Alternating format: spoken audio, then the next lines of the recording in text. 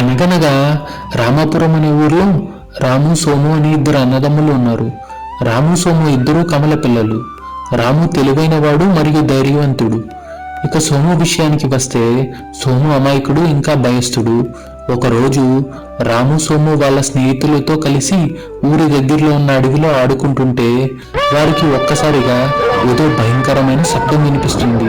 ఆ శబ్దానికి పిల్లలందరూ తలో దిక్కున పరిగెడతారు.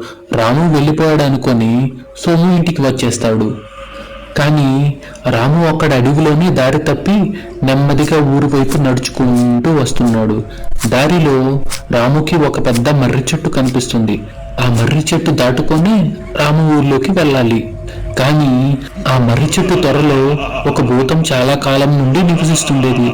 అలాగే తాను దొంగతనం చేసి సేకరించిన చాలా మంత్రాల పుస్తకాలు కూడా ఆ త్వరలోనే దాచిపెడుతుండేది.